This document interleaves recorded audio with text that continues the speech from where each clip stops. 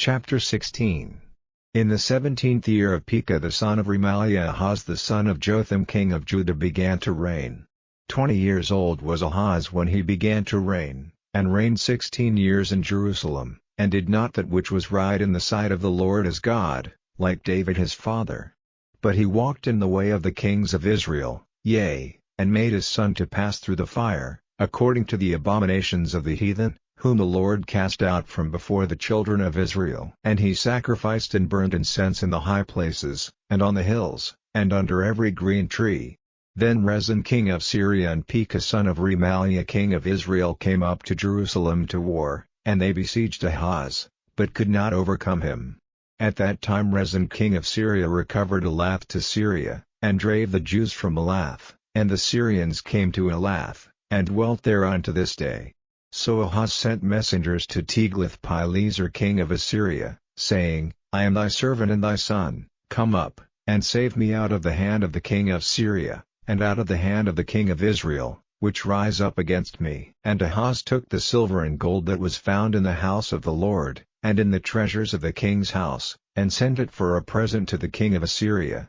And the king of Assyria hearkened unto him, for the king of Assyria went up against Damascus, and took it, and carried the people of it captive to Kir, and slew Rezin.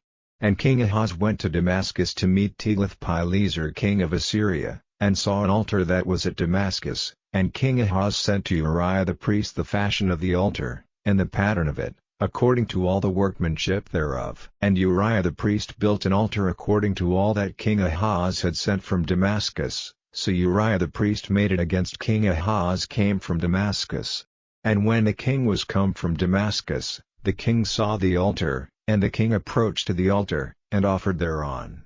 And he burned his burnt offering and his meat offering, and poured his drink offering, and sprinkled the blood of his peace offerings, upon the altar. And he brought also the brasen altar, which was before the Lord, from the forefront of the house, from between the altar and the house of the Lord, and put it on the north side of the altar.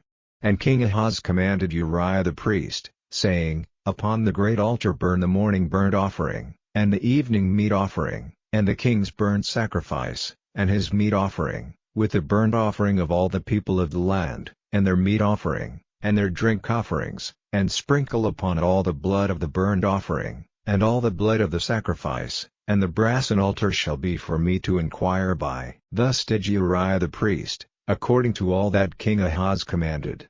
And King Ahaz cut off the borders of the bases, and removed the laver from off them, and took down the sea from off the brasen oxen that were under it, and put it upon a pavement of stones.